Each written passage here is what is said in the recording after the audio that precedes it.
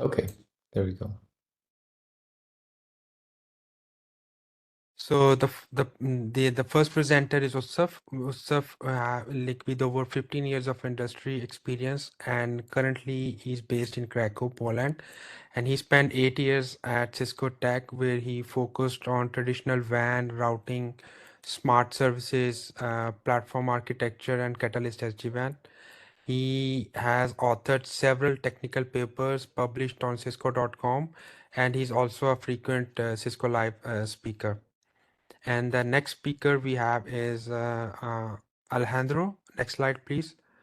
So Alejandro also has with over 7 years of industry experience and currently based in Lisbon, Portugal.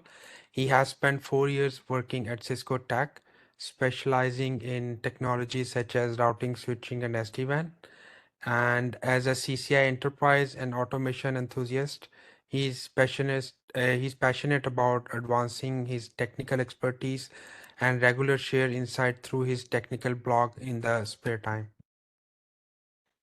So with that, I will hand over to Alejandro. So Alejandro, Yep. yours now.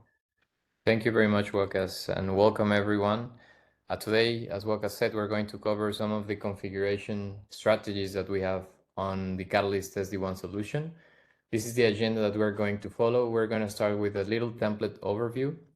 Then I'm going to give a demo about the templates. And by the way, this session is mostly going to be focused on demos rather than presentations.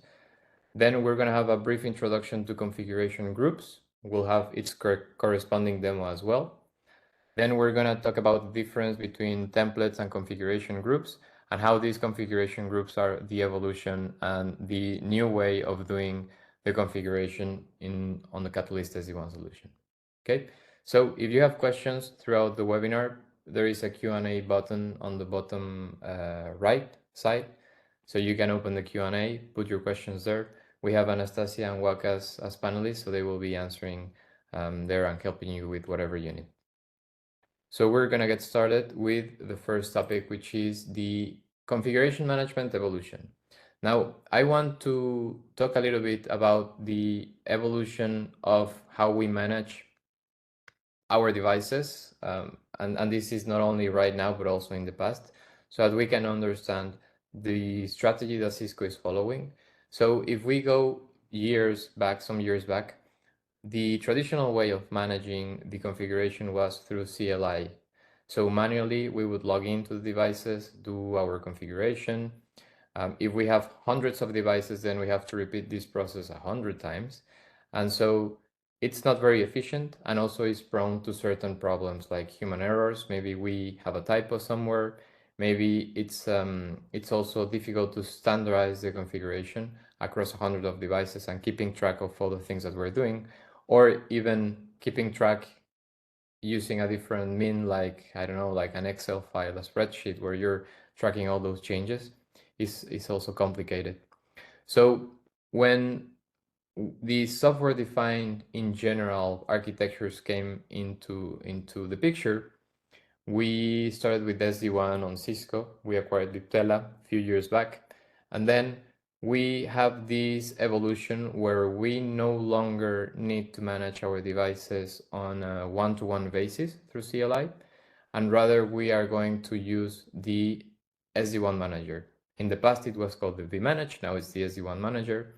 And what I like to point out is that when this first started, we needed a way to make this transition smooth and easy for the users, right? Because we come from a background where we are used to do all the CLI configuration manually, and now we're being told that we need to log into a UI and then start doing those same configurations through different pieces of configuration in a UI rather than CLI.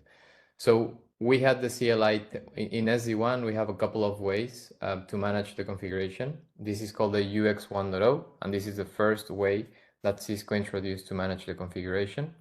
You could have a CLI template, which essentially means you still have your CLI commands, but you can add some elements that will make it reusable. So you can add some variables inside those CLI templates that will make your configuration reusable. This is like one hybrid step between the old way and the new way. But then we also have the device and feature templates. And this is changing a little bit how it works, because you no longer deal with CLI templates directly. CLI commands directly. You deal with something called device and feature templates and something called policies. Today, we're going to focus only on the device and feature templates. And also, we're going to introduce the second way, or the new way that Cisco has introduced to manage configuration, which I hope by now you have heard it. It's called the UX 2.0, and it's using configuration groups and policy groups. Okay, so let's go and start with a brief overview of the device and feature templates, because it's there, it's still available, and we want you to be aware of the options that you have. And after this session, our objective is that you understand what are the difference between templates and config groups, and you can make the right decision. So templates. So the configuration templates have two types. You have the feature templates, which refer to individual configuration elements, and then these individual elements are going to be describing the configuration that your device will have. The feature templates are model specific, which means when you create your feature templates for OSPF or multicast or security, you have to select what is the model that you're going to be putting these feature templates on. So you have to say, is this an 8300, an 8200, or is this an ISR 4K, an ASR 1K? You have to be specific on the device model that you're going to use. You can have feature templates, which are these little circles that I'm putting here on the right. And you can also have CLI feature templates, which allow us to add some commands or some additional CLI configuration that might not be available on the UI itself, but that allows us to expand the capabilities that we have. Also, we can use variables, so we can reuse those templates. Imagine that we're using OSPF, and then we have a variable for the router ID, because not all devices will have the same router ID. And this is what allows us to reuse these templates across different devices. Now, these individual elements have to be tied together, and the way we do that is by using device templates. The device templates is this cone that I'm showing here that will hold the entire configuration of the feature templates, and this will essentially be the full configuration of a device. Okay, the device templates are also hardware specific. Again, you have to choose what's going to be the model that you're going to be pushing this configuration to, and after we do that, we have to apply those configurations. We're going to get into that in a moment. Now, before going there, it's important to mention the design part of the templates. Why? Because if we do a good design, then we're going to have a much easier implementation. And how do we have to think about designing these templates? Well, you have to think of the characteristics, first of all, of the devices. I told that you have to apply this to the same hardware models, but also you have to think of the sites. So if you have a site that has only one transport, then you can name that site like a type 1 because it only has one transport. But then if you have a second site that has two transports, your configuration is going to look different. And so the feature templates that you have in place will change. So you will have one template for type 1, a different template for type 2, and so on and so forth. So before even designing your templates or start building them, you have to have in mind what are the type of sites that you're going to be using, and what are the type of, like, the characteristics of this type of site, so that you can efficiently design your template strategy. Now, once we have designed our templates, we need to assign that template to a device, because in the end, this is how we're going to push the configuration to it. So the way we do that is there is this attach process this is what you will see on the UI, where you are essentially saying this device is going to have this template, and that template, it's going to be, it's going to be holding the entire configuration for those devices. So you can have multiple devices attached to a specific device template, depending on the type of site. This is what I'm illustrating here. Since we're using variables, or we're expecting you to use variables so you can add this reusability component, then you have to fill out those variables before pushing out the configuration.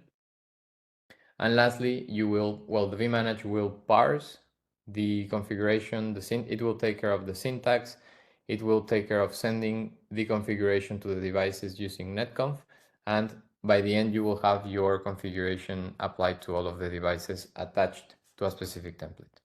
Okay, so this is a little bit how the templates look like. This is the construct. So you have, first of all, the device template, which is the one in green here. As I was telling you, this will hold the configuration for all the feature templates. And as you can see, the device template is divided into different sections. So you have basic information, you have the transparent management, and you have your service VPNs. You have other sections as well, but let's focus on the first three for this session. Now, I'm going to show you more about how to do the configuration for each of these on the demo, so I'm not going to spend a lot of time here. And what I want to highlight about this slide is that your device template can have only feature templates, which again, we have said that feature templates are the individual configuration elements. You can also have a combination of feature templates plus a CLI add-on template. The CLI add-on template is one special template that will allow you to input CLI commands. So you can, as I was saying, expand a little bit certain capabilities or certain things that might not be available through the UI. And lastly, you can have also a complete device template on CLI, which is what I was explaining at the beginning. This is like the hybrid between the old way of managing the devices and the new one. This is definitely more cumbersome to manage.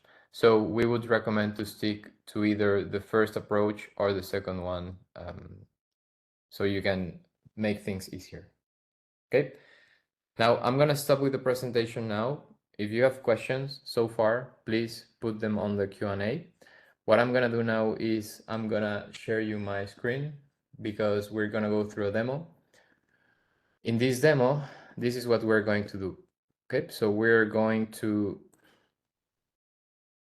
configure this site. So this is site number 20, and we are going to have two devices in there, and each of those devices will have dual connection to internet transport and MPLS. Okay, so my gig 1 is going to connect to the internet, and my gig 2 is going to connect to the MPLS. I'm going to have gig 3 connecting to my service side or my users, and we're going to use VPN 10 or BRF 10 for this. And my gig 4 is going to be for management. So thinking about the strategy that we need to follow here, these are the templates that we are going to create for the demo. So we're going to need a VPN 0, which is the global BRF, to hold my two transport interfaces, gig 1 and gig 2. Also in there, I'm going to put some routing, some static routes. Then I have to create a template for my internet and MPLS interfaces. Next, I need to create also my BRF 10, and I need to assign one interface to that BRF or VPN 10. And lastly, I'm going to configure my management interface as well. Okay, so this is what we're going to use, or the values that I'm going to use. I'm going to try to be switching between these two different screens so that you can easily see it. So let me change what I'm sharing right now so I can.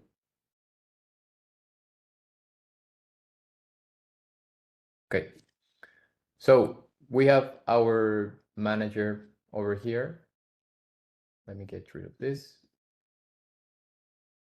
And what I will start doing is I'm going to show you the two devices that we're going to focus on.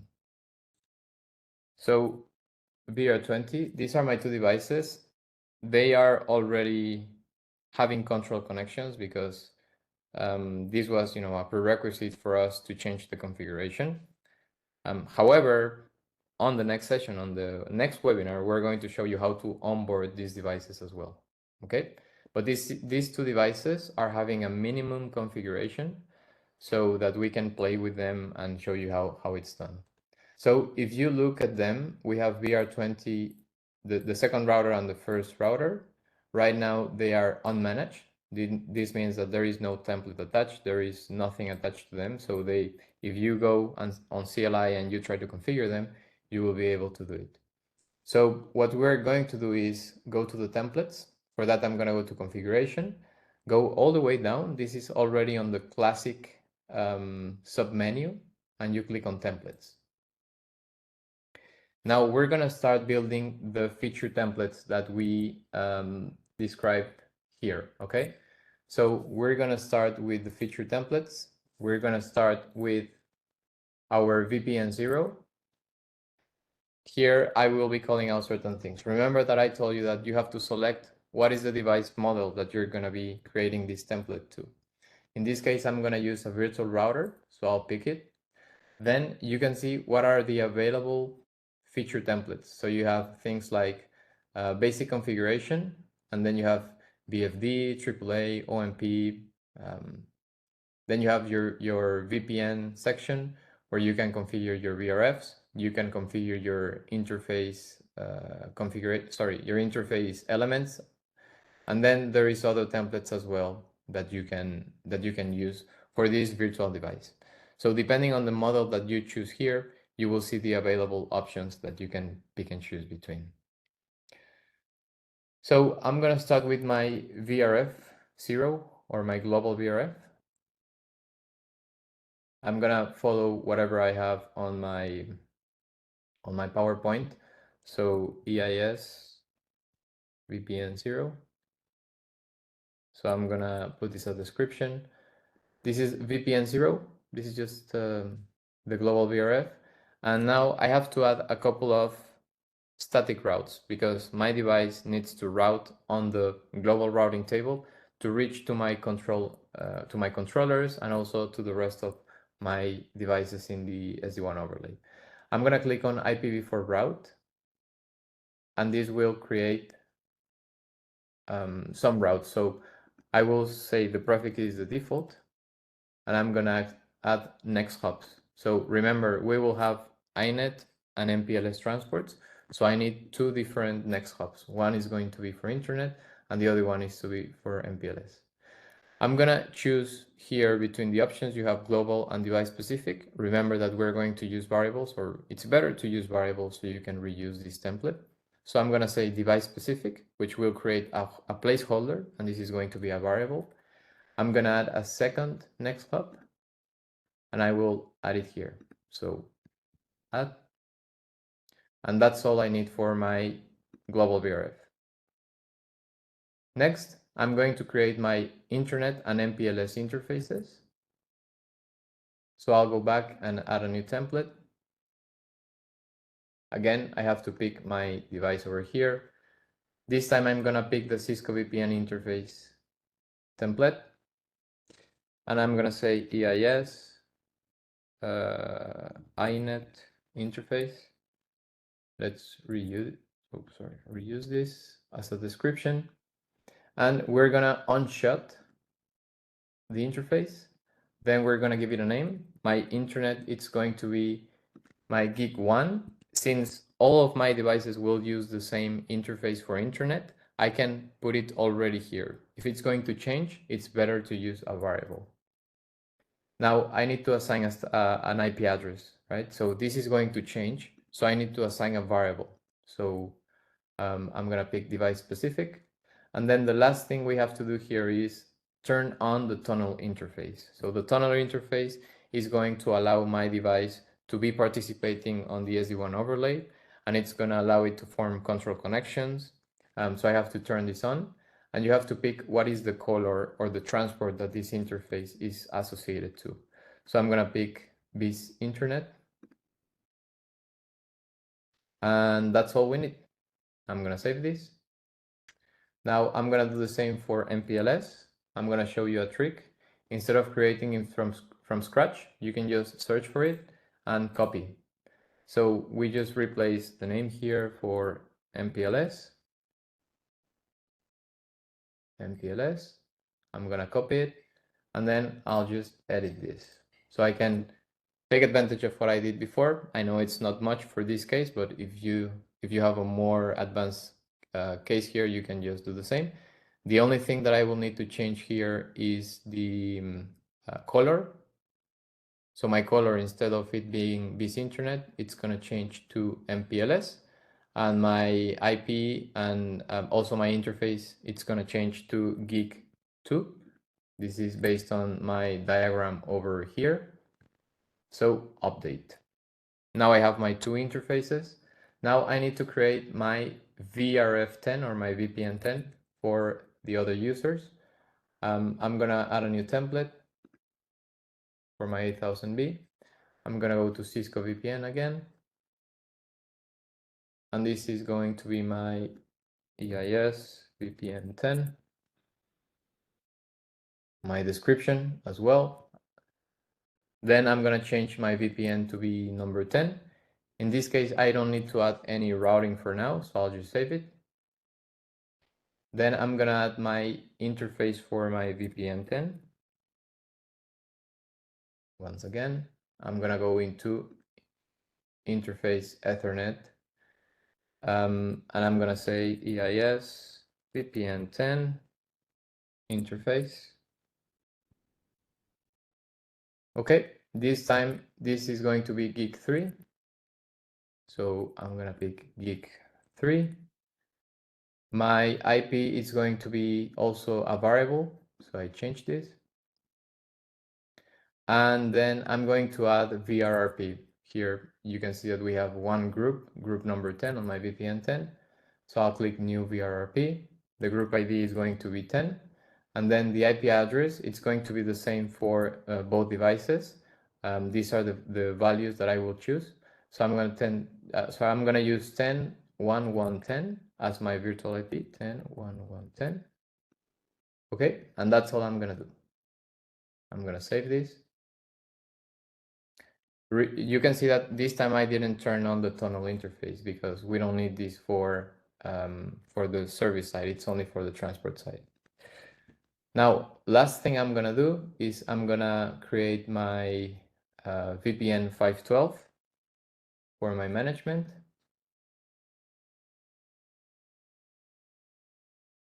This one is going to be EIS VPN 512. I'm going to change the VPN number, and I'm going to use an IPv4 route here. Again, for my default, this is for my out-of-band management. I'm going to add the next hop already. I know this is not going to change between devices. So I'll use my, my IP here. I'm going to add it. I'm going to save. Okay, and we have one more template to go, which is the VPN 512 interface.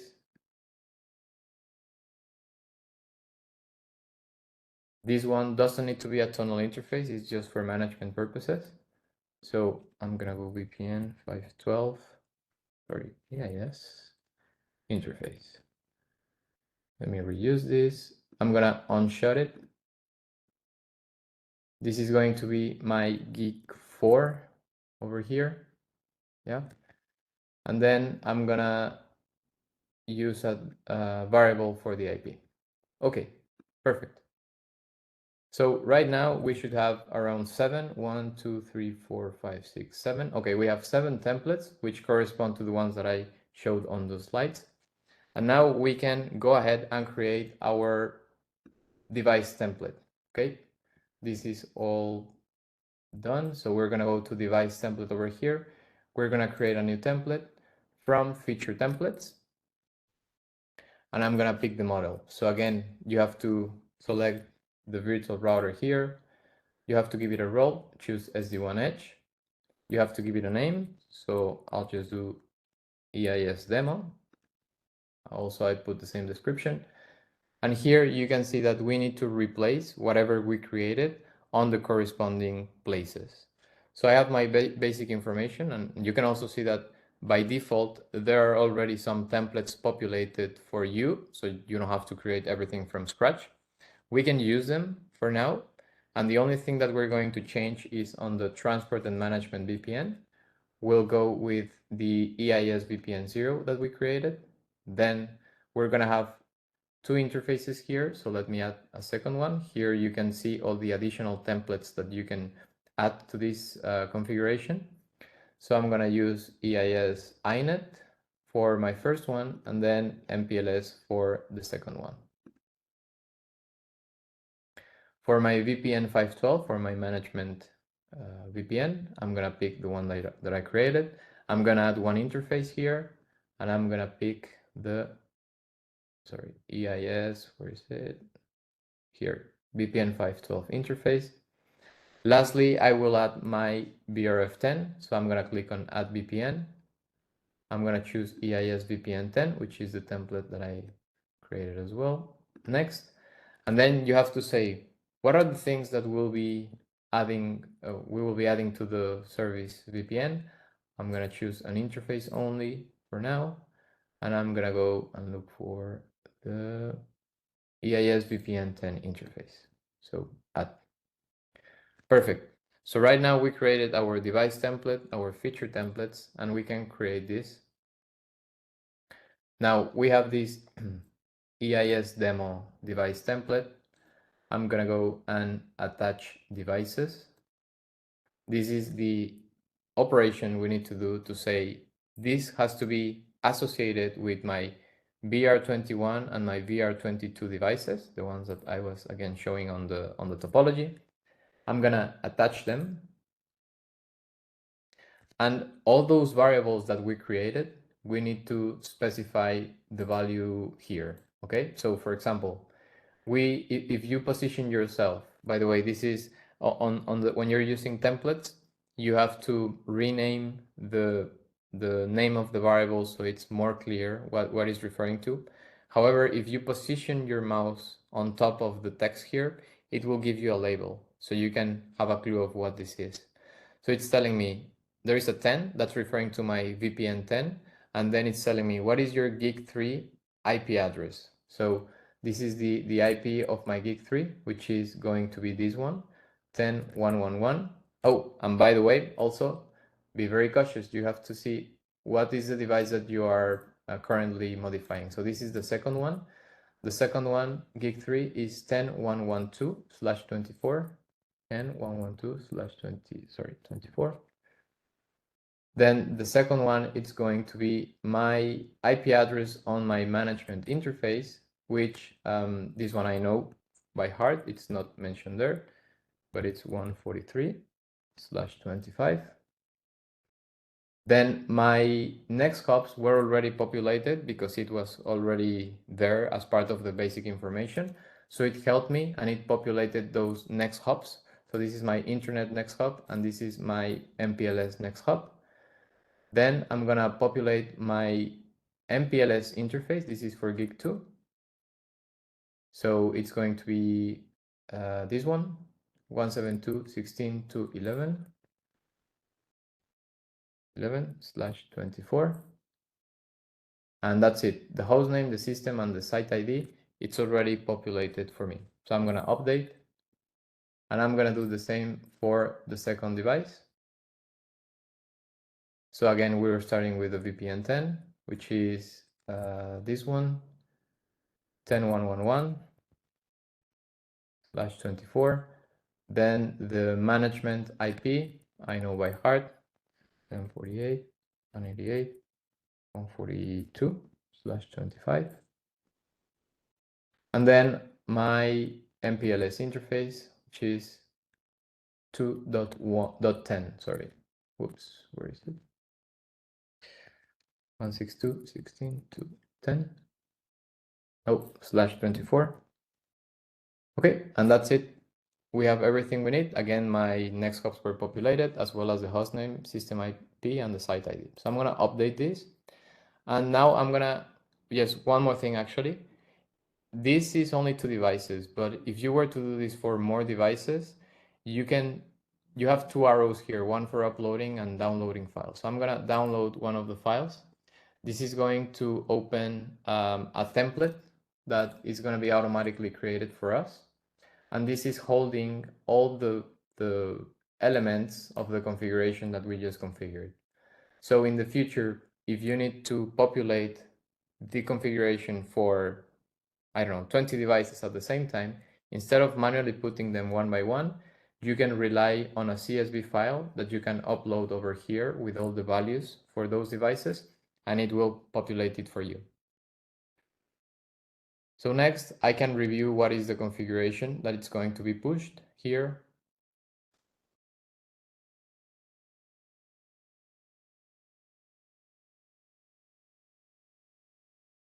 And yeah, whatever is on green is going to be added. This is my second MPLS interface, my VRF10 over here. And yeah, my VRRP configuration. Okay, I'll just skip this and configure devices. You can see that I need to apply this to the 2 devices. So I'm gonna click OK. And this is going to start all the process of putting the configuration together, verifying the syntax, and then pushing it to the devices. If you click on the action, you will see what's happening over here. Okay. Perfect. So this is success. My 2 devices are now configured.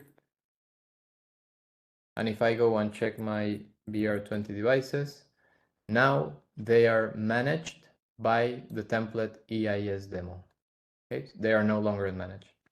One last thing I want to show you is if I do a change to one of the feature templates, let's say I go and change the description on one of them, this is going to trigger, of course, a change of configuration. But the interesting thing or the important thing that I want to convey here is that let's just add a description of test. Whenever do these configuration changes, you will need to, first of all, push it right away. You cannot do changes and then come back later when after hours to push this change. That's one thing. You have to push it right away. And the second thing is you have to push it to all of the devices that have that feature template. You cannot selectively choose what is the device that you want to push this change to. So as you can see, it's prompting me to put it to the 2 devices, and it will tell me again, you're going to put this on the 2 devices, confirm before you do it. So I say yes, and it will go ahead and push it. Okay, so we don't have that selective configuration push with the templates. All right. Now I'm running a bit late in time, so I'm gonna end it here, and I'm gonna stop sharing. And I'm gonna pass it to WhatsApp so he can continue with the configuration groups. Thanks, Alejandro. So guys, please remember that very last point that Alejandro was mentioning. I hope you're seeing my presenter view, the presentation with configuration groups and benefits.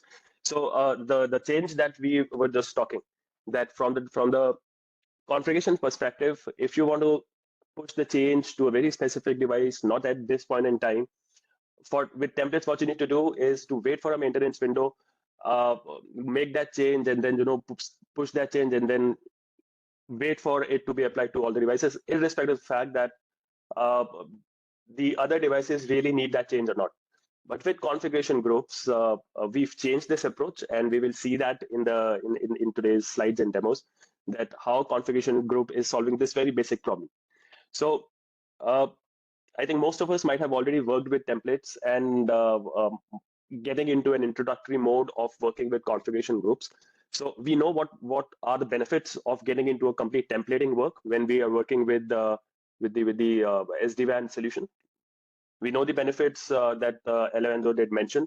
But since it's a constant evolution of how we want to work and how we want to optimize the way we work within the solution, config group is a very, a major step towards that goal, right? So why we really needed configuration group? So one was, as Alejandro did mention, from an operational perspective, it is addressing a lot of challenges that we had in the templating part.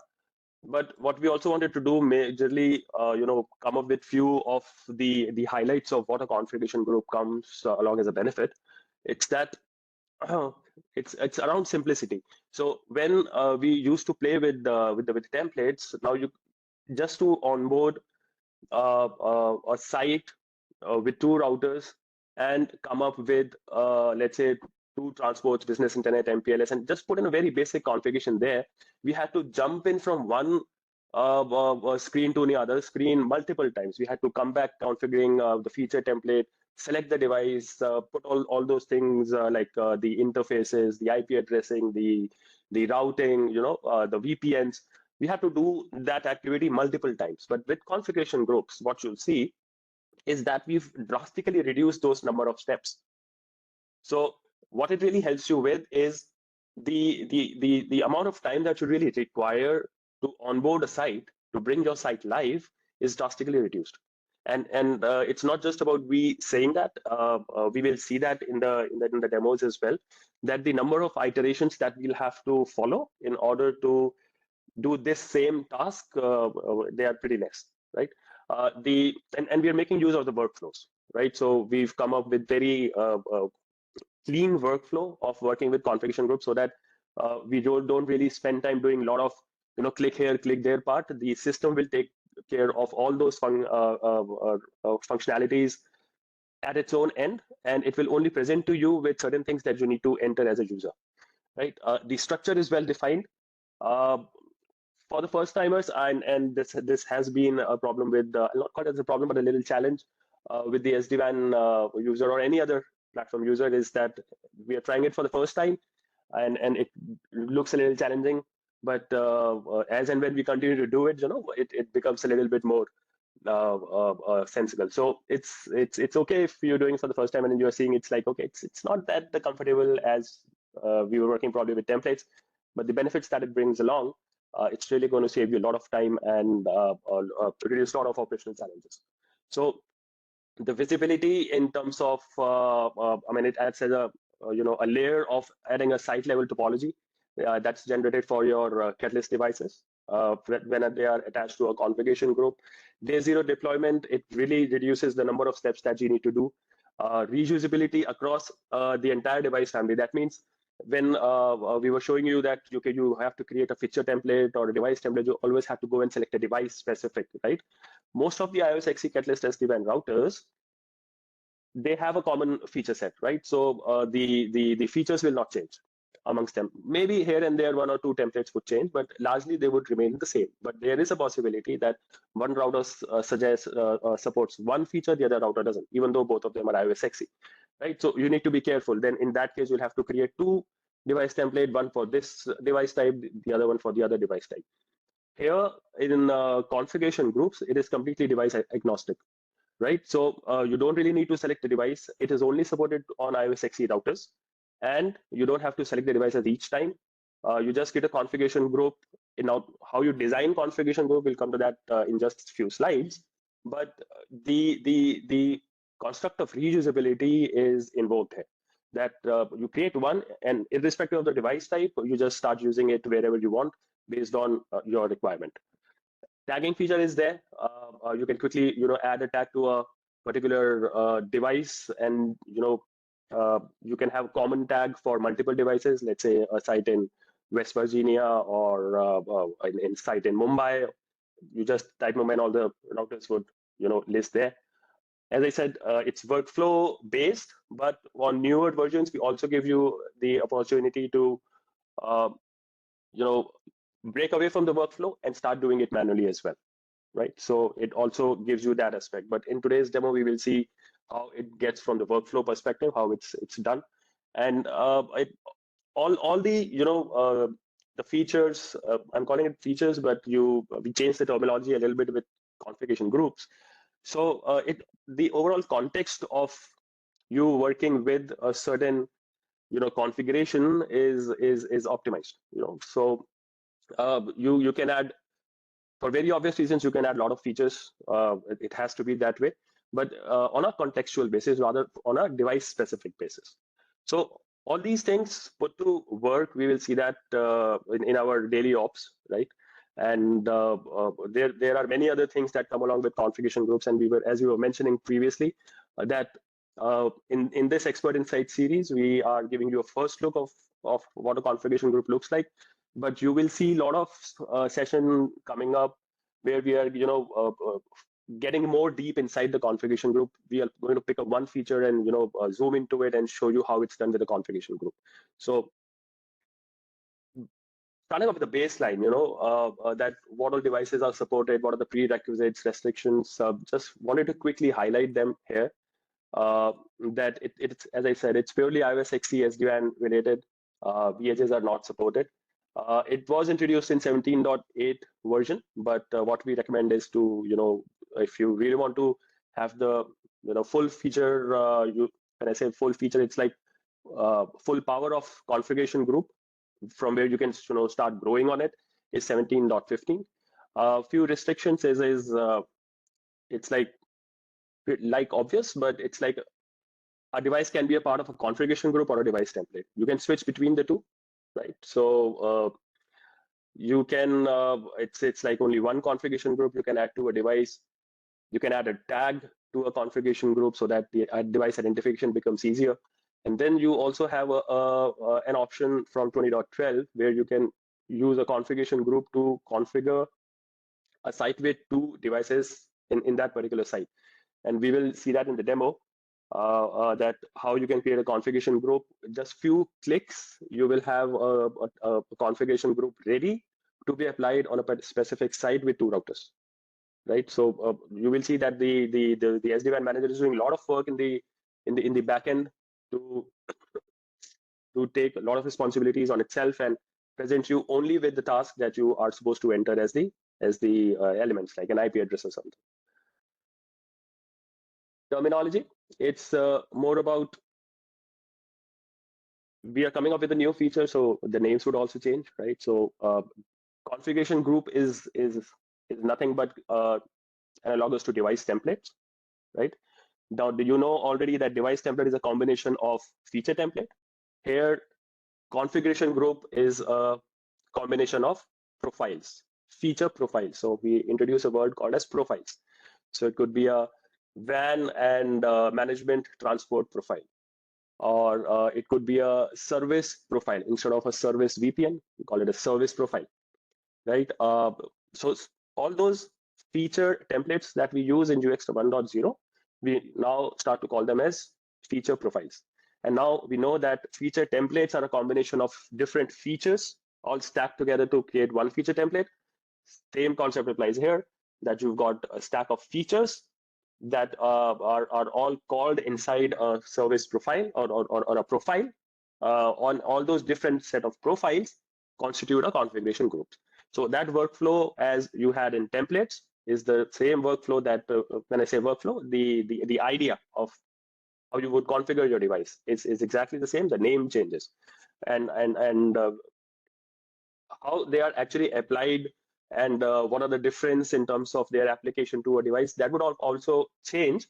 But from a naming perspective, if you are for the first time hearing these words, so it's similar as you have in templates.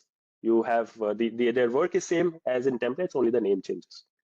So here it's like where you will find the configuration group option. It's like you enter onto your vManage. Here's the configuration icon, and the very first option is configuration group. And we are going to make use of this a lot. And when you click on the configuration group, you will have a list of terms here. So configuration group, now you see here system profile, transport and management profile, policy profile, service profile, CLI add-on profile. So look at the word profile. So these are nothing but the feature templates, all now tied together inside this particular configuration group, right? So as I was saying, The construct comparison between a template and a configuration group is, as I just said, so the configuration group is not really a device specific way of configuring. It's device agnostic. It's more about your strategy in terms of how you want to build your network. Again, once you configure your device template, it's analogous to a configuration group, feature template, your feature profile, and inside the feature, it's the feature. Like these would remain the same. Without features, you will anyways not be able to configure your routers, right? So I think it's now obvious, but still to mention, configuration group is UX 2.0, right? So we all knew it, but if someone is like, okay, how comfortable are you working with you on UX 2.0? So configuration group is a part of UX 2.0, right? And this is how it really looks like from a first look perspective. So if you click on configuration groups. So I've already configured few just to show you how it's looking like. So there are 2 configuration groups created here. And what I would like you to quickly see is this part. So here you see of a new section called as associated provisioning deploy. So associated means a number of devices associated with the configuration group. What's the status? Provisioning is like if you made some quick changes to a configuration group, it would obviously land in out of sync. But now this device, this button that you see here as deploy, now this is that change that we were referring to, that you don't really need to push the changes right after making small changes to your, or whatever the changes you want to make. All those changes can sit there and wait for you to deploy later. So you can make those changes now in business hours if you really wish, and then come back in out of business hours, click deploy, select the device you want to push that change, or maybe to both these devices, click deploy, and then it would push the changes to the device, right? So from a design perspective, as I said, it is not based on the device types in your network. It's based on your collective network hierarchy, how you are designing your network, irrespective of the device types, right? So it's based more on the topology of your site. It could be a single home, dual home, or it could have a TLOC extension, whatever. So based on that, you create a configuration group, and then you continue to use that configuration group throughout your network, right? So we know that, okay, where you want to use a specific feature profile and what all features will go, but the real change that comes in is at the configuration group level itself, right? That you don't really have to be bothered about the device type, be more concerned about the site type, right?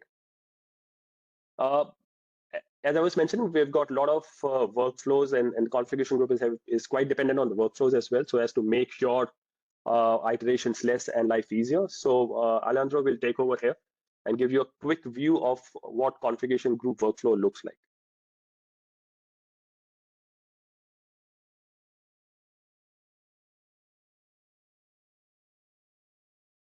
Alejandro, you are on mute.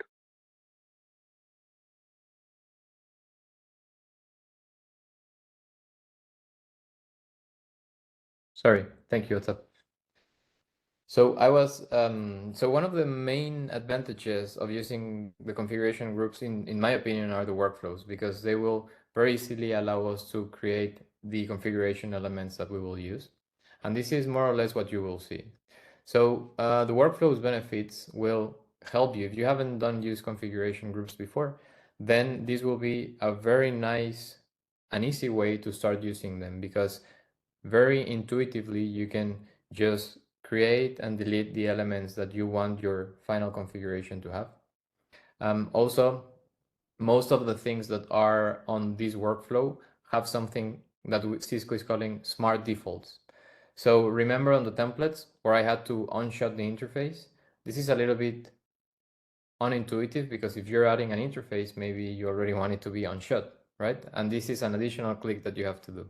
So with the smart defaults, the idea is that the recommended and best, let's say, values for those default elements are going to be already populated and already there for you. Also, you have some advanced configuration knobs, which means you will see the basic things, and it will be like ready to go. But also, if you are a more advanced user and you need more customization, there are some advanced options that you can click on, and it will display you additional information to modify other elements of the specific feature that you're configuring. So this is how it would look like. On the UI, there is a workflows library where you can pick the workflow you want to choose. We're doing this not only for configuration, but also for other things. In particular, I'm going to focus on create configuration group and deploy configuration group. These are the two ones that are relevant to these actions. So you will have the option to select if you're deploying a single router or a dual router site. So these screenshots that you see, these are already the things that you will see on the user interface. This is not a mock-up from somewhere else. This is what you will see on the manager UI. And then the first thing you will need to do is to create the configuration group. Then you need to associate the configuration group. So you tell these devices are associated to this configuration group. And lastly, you can deploy it to the devices that you want. Now, important to mention, the dual router site workflow is available on the 2012.1 and onwards or newer versions. So in general, these are the steps that you would need to follow. And this is more of a reference because OTSAP is going to show you how to do it. But first, we need to create the configuration group. We need to give it a name, specify what are the things that are going to be contained on this configuration group, such as my VPN, my global VPN, my service VPNs, how many interfaces, how many transports, and those things are very easily added. Once you create it, which is the second step, is to associate them. So it's very simple. It's just, you don't even have to change to a different screen. It will prompt you to the associate step right away. So you have to select what are the devices that you want to associate that configuration group with. And there you can, pick and choose one or multiple. And lastly, you need to deploy it. So you can, again, selectively determine what is the device that will receive that configuration. This is very powerful, in my opinion, because you no longer have to widely or spread a change across the entire devices attached to a configuration element. You can have like a little POC where you are adding something, you test it on one site, you have verified it, and then you can massify or roll it over to all of the other devices as well. Or maybe you see that it didn't work, and then instead of affecting a ton of devices, maybe you just contained that problem in one site. So this is a very nice thing to do. This is what OTSAP was referring to a little bit on the comparison between the steps that we need to do or go through on the UX 1.0 versus UX 2.0. So the top part is showing templates. And you have seen this process with me a little bit. We created a super simple configuration, and it took me like maybe, I don't know, 15, 20 minutes to create that configuration. And this is because we have to go and select the device model and select the feature that we're going to configure. And all of this is scattered between different pages. So a lot of clicks, a lot of different pages to go to, a lot of different options. And more or less here, we can see that to deploy one branch with 2 service VPNs, then it's going to take us around 25 tasks or 25 steps that we need to do to have that ready. On the other hand, using configuration groups, we are taking advantage of the smart defaults and the Cisco recommended values, and we can achieve the same thing with only 7 steps rather than 25. So already a big improvement in terms of steps and time consumed or spent doing these operations. Now the workflow for the dual router, it's gonna look something like this. First of all, it's available on 20.12, so make sure that you're using at least that version. Ideally, well, right now the recommended versions are 2012 or 2015. Full potential of configuration groups is on 2015. So if you're thinking of upgrading, then consider 2015 if configuration groups is what you're interested in. You can choose when you're having a dual router, you can choose the different topologies, right? You can have full mesh, which means your two devices are connected to, TLOC extension, which is the one that I'm showing here on the screen, where only each of the devices has one uplink to each provider. So you can have a public internet and MPLS, and then you share those transports between devices with a TLOC extension. You can already select this on your workflow, and your basic and smart defaults will be already pre-configured for you.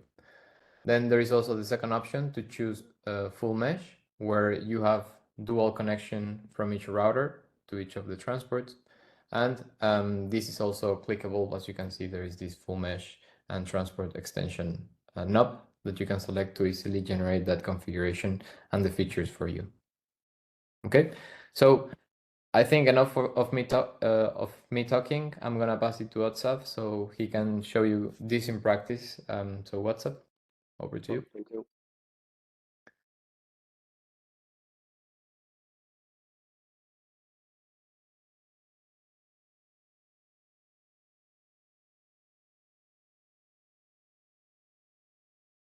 So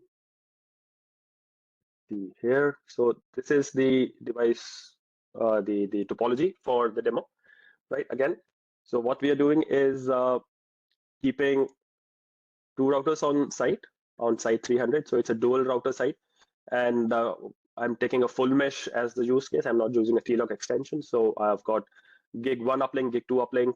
Gig 1 is always internet, gig 2 is always MPLS. And I keep this as uniform as I could do within my network, so that, I mean, and that's also one of the best practices that you need to follow, that keep it as uniform as possible throughout your network. Gig 3 would be my service VPN, and it would be a part of VPN 10. What we are supposed to do is to create a configuration group. The name would be EIS-CG, and we will create the system profile, transport management profile, service VPN profiles, and then we'll add different features. But let's see if we are going to add these features, or the system will do that for us, right? So these are the values as Alejandro was using in the template section. So we are also having, kind of the same approach. So this is BRCG1, BRCG2. They have their internet IP address gateway, MPLS IP gateway, service VPN IPs, VRRP IPs, and the basic configuration, right? So the whole idea that we are trying to do right now. So this demo that you see here, this is for us. I've recorded for a single router site. So if I can very quickly scroll through this one, or rather, let me show this live, because what I want to show you is, instead of pre-recorded single router site, I want to do a quick dual router site configuration, and let's see how that really looks like. So this is my vManage, and what the use case right now is. So this is this site, these two routers, BRCG1, CG2. They are both on site 300, right? And currently, what happens is this BRCG1 is only having an active uplink on gig 1. So if I get in this router, so it's like only gig 1 business internet is good.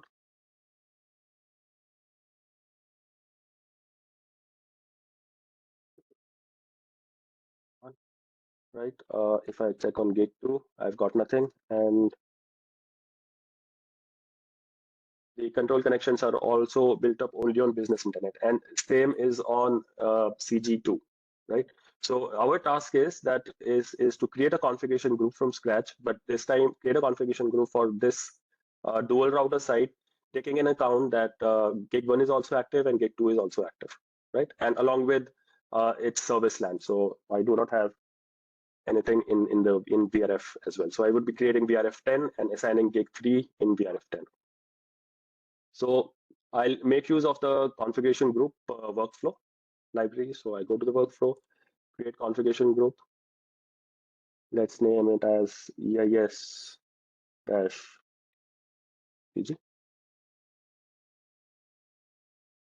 And if you see again here, so it's like the description is optional. So in templates, you do notice that description is not always optional. So you really need to, fill in the description as well all the time.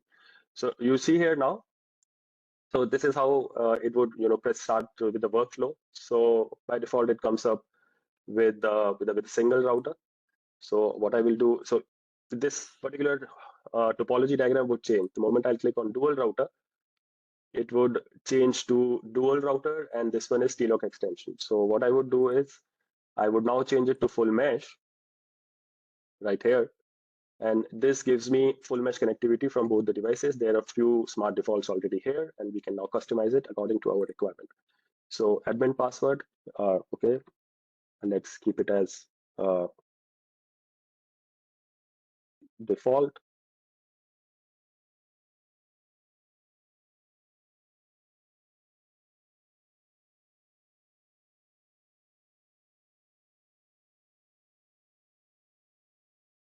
Okay, keep it as is. And so this is full mesh. Let's call this as BR-CG1. Okay.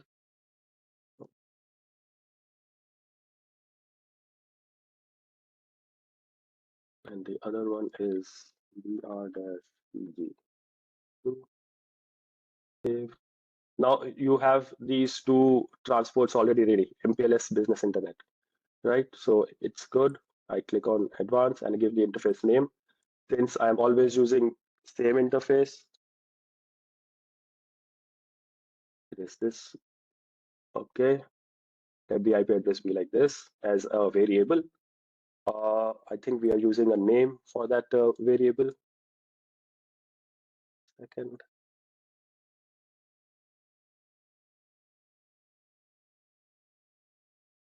So the name is like this, EIS MPLS interface, and this one is for the subnet. Done.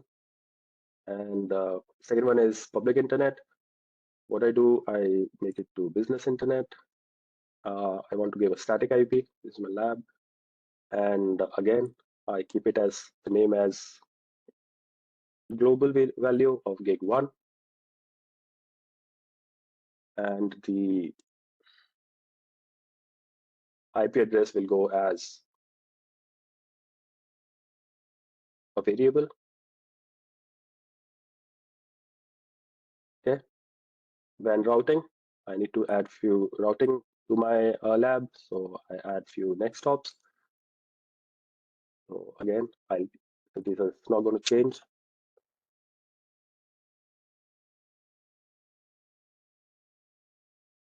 Okay, so this is on business internet, and I'll add another one for reachability on MPLS. Okay, done. Now, do I have anything in the LAN? Yes, I do. I'm configuring VRRP, and you see already you have few smart defaults here. So I only need VPN 10. So I'm just deleting all these. I'll just keep VPN 10, one interface here, and let's check what we have inside that particular configuration. So interface name, you can keep it as variable, but I'm going to keep it as a global value, and that's going to be gig3.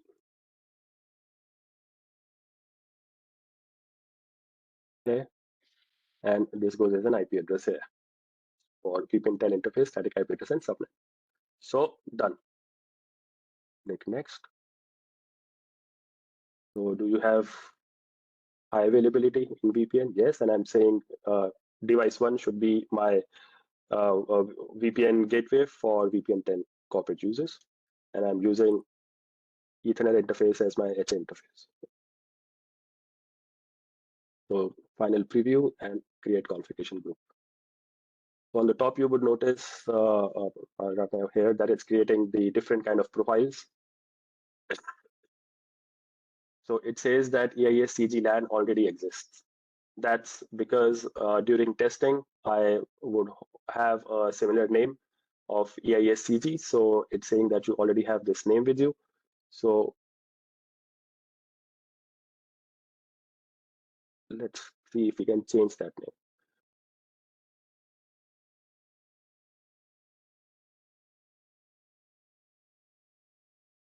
Right. So And so what I can do is, how it would look like is here. So this is the dual router configuration group, how it would look like. And the error it was giving me is because in the service LAN, I was using this name. So this was already existing since yesterday. So all these names that get created, these are created based on the name you give inside the workflow, right? So the name was already here, so that's why it gave me an error. But if I would have used a different name, how it would have looked like is this, where it created a system profile, service profile, and a transport management profile. So if we get inside a system profile, you will have all these profile features already created for you. If the ones that you don't need, you can just delete them from here, right? Keep the very basic ones that you would require. And if you come back here in transport and management profile, you already see MPLS and business internet inside your VPN 0.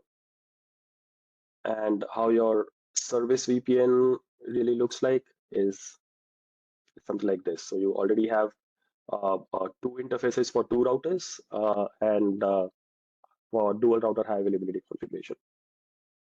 So I didn't have to do that manual work of creating these service profiles on my own. Now comes the part where I need to add this configuration group to two of those devices. So I click on add associate device, and on site 300, these are the two routers that were already pre-provisioned with the basic configuration. I click save, and it is saying that which router is for a particular site, which one is primary and which one is secondary. Confirm. And now you see you have an option to deploy now. So it says two devices are out of sync because they were attached to a different configuration group. Now they are being attached to a new one. And you hit next. So now we are going to fill in these values, right? So let me see if I have a template already ready.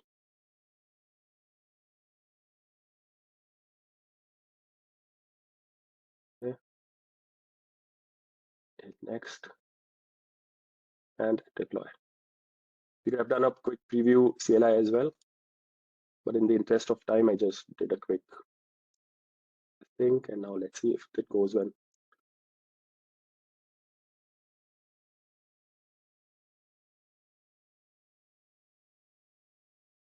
On older versions, you could have seen the logs right here, right? So there was a little drop down you could click and see the logs right here. But on new version, it's like you have to click on these device, that particular action button here. So it's now sending to the device. Device has pulled the configuration successfully, and it's just a matter of time. You will see the device getting provisioned. But the whole idea, I hope that you've already noticed, is the number of steps that I have to follow in order to create a configuration for two routers on site with two uplinks, service VPN, VRRP. I virtually had to do nothing. It's just like if I create a template in advance, at the time of provisioning, I just have to upload that template and my sites are ready, right? So that's what we were saying, that when we are doing and working with configuration with templates, the number of steps is like 25, but with the configuration groups, the steps, and especially with workflows, right? That particular number of iterations are very less. So both of them are success. So if we go here, you see a lot of changes already happening. So first thing is VRF10 already assigned. Control connections, let's see if they're already up.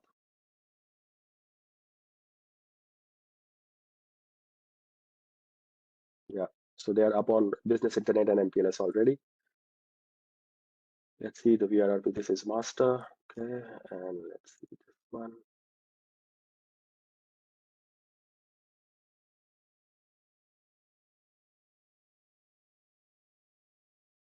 By the way, if you see here, so SD-WAN BFD section, there is no BFD. right, between the two devices. It's because we know that two routers on the same site will not form the BFD session. So just to quickly show you how you can resolve it, I think most of you might already know. So you see here, two devices are provisioned, all good. So what I can do is add a CLI add-on profile. You have this option in configuration group as well as you had in the templates. What I can do is go to system and say allow same site tunnel. I hope I'm not doing a syntax error. See that, and deploy. Right. So even though I made the change, I'm just doing it for the demo, but you're gonna have to deploy this change later. Right. So let's get the preview. And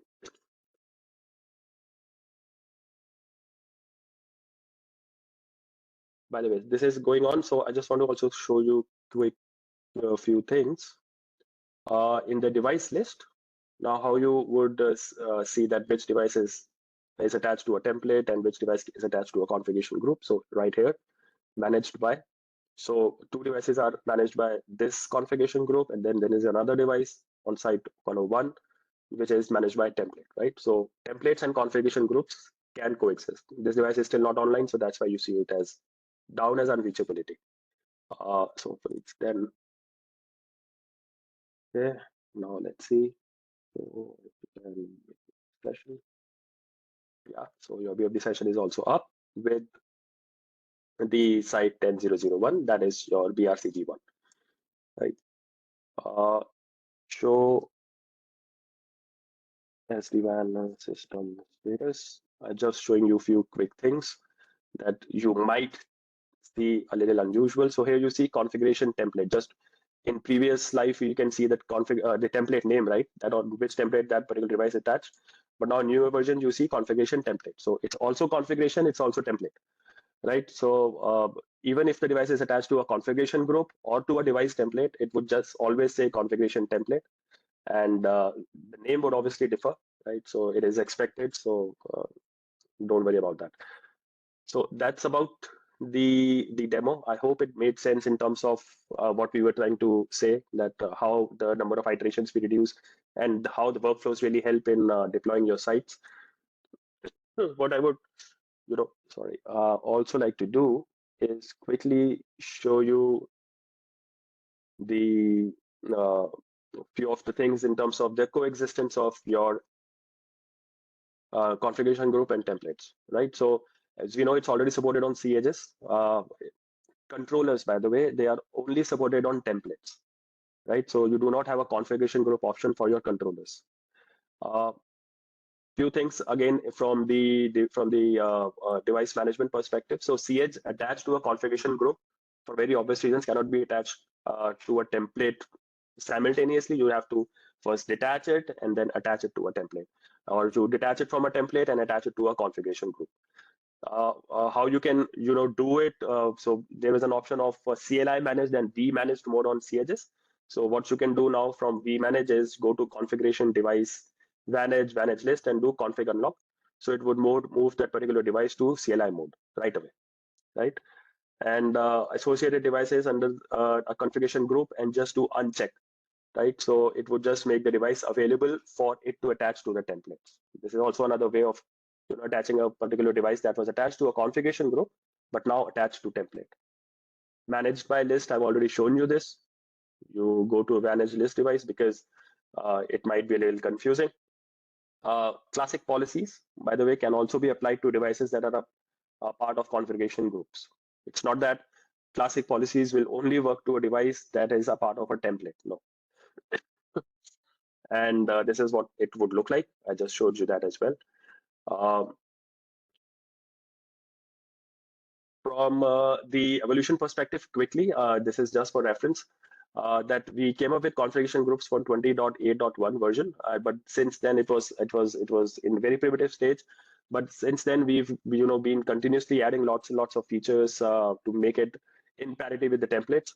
And on 2015 one, that's where we said that we are doing a lot of things together. and a lot of advanced features have come in. So we highly recommend you to start. If you're really interested in doing configuration groups, you should do it from 2015 onwards. Thank you for already initiating the Slido. We still have few quick slides left for us to give a quick bullet points. But we would really appreciate that if you can just join the Slido and help us with this very important question: that how would you rate today's session, along with the few follow-up ones as well.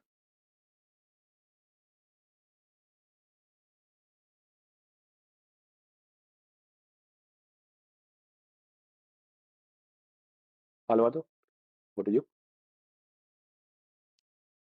Yeah, we can hear you. Yeah, over to you. So I think we can do a quick follow-up slides. Sure. Okay.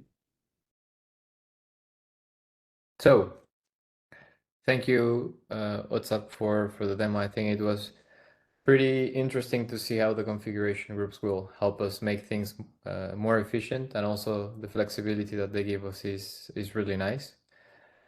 Just to do some templates recap before we wrap up. Remember that the feature templates refer to those individual configuration elements, and it will be everything will be held by the device templates that are those collection of feature templates. We are forced to associate our feature and device templates to a model. So this is one of the, let's say, limitations that we have on templates, but not on the configuration groups. Then modifying and pushing a change is the same operation. We cannot modify now and deploy it later when it's better for us or for the business. We have to do the change and the push on the same step. So no selective configuration push. Everything that's attached to a device template will receive the configuration change. We don't have an option to select which ones to change only. Lastly, new features are developed among configuration groups. So this is very important as well. The strategy, as you can see, is for the Catalyst SD-WAN management is moving to configuration groups. This means that the templates are still there. There is still support for the templates, but new features are being targeted for configuration groups.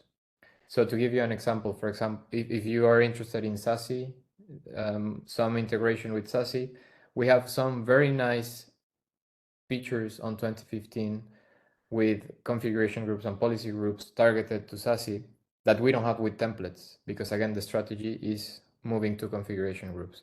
So I will highly recommend you to analyze the configuration groups, and hope you can see that it's a better option. What's up? Can you help us with the recap for the config groups? So it's for the configuration groups, it's only supported on C edges, not for V edges. They are not supported for controllers, right? So you still have to go the template way. Workflows are very strong. You just saw it in the demo that how it drastically reduces the number of human inputs that you really need to do for bringing up a dual router site in a matter, right? If you would try the same workflow for a single router site, again, you will see that it drastically reduces the iterations we'll have to do for that onboarding. Terms like feature profile, service profile, WAN transport profile. So profile is the new word that we are trying to bring in along the configuration groups. As Alejandro was mentioning, with configuration groups, you can break that kind of like a dependency that you need. The moment you push the change, you'll have to apply that change, right? So here you can create yes, no, associate, yes, no, deploy kind of a model. Then you have an option of a single router site versus a dual router site. Excuse me. Along with the coexistence of configuration group and templates, yes, both of them can coexist. Excuse me. By the way, I think we still have some time, right? So I also want to show you a quick, very interesting thing. And we used to have, back in the tag days, we used to have a lot of questions on that part when we were working with template. Alejandro, I think I'll just take 2 minutes to show. So I hope you can see my screen already. Yeah. So if I go to the template, so the question that we used to get was how I can just selectively edit a device value that is attached to a template, right? So one is you go to the template and then you change values, then it would push that change to all the devices. You don't want that, right? So what you used to do, you used to go to your, so I mean, previously you change the values here and it would change it to all the devices attached. Here it's only one, but it could be multiple as well. But how you change it for only specific devices? So for templates, what we used to do, we used to go to manage device list, and it takes time because I've got almost 1,500 devices onboarded. So here I click on this 3 button and just say change device value. So it's only going to change the device value for this specific device. But with configuration group, you don't have an option here, right? You don't have change device value. So what you need to do is go to your configuration groups. So this one is the active button, and you do deploy. So you choose which one you want to, make changes to. You hit next, and here you can make whatever change you want to make, which is obviously a part of your variable. You make that change, next, push, done. Right? So you don't have an option to just change it from the device list, say change device value. You have to come back to your configuration group, click deploy, select the device, change, push. And you can even push that. I mean, you'll have to push that change right away, because we expect that when you are expecting to make that configuration change, you are in a maintenance window. So that's something that you cannot do later. But in order to change it, you'll have to do it this way. Yeah, that's just what I wanted to show you. Thank you.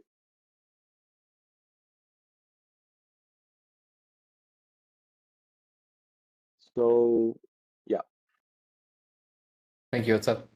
So yeah, just to wrap it up, if you are interested in having a session with the customer success team where we can show you a little bit more in details and taking into account your specific needs, you can always request a follow-up session. When you close the webinar, you will see this form populated, or you will be redirected to this form where you can just put your name, your request, and then we can get in touch with you.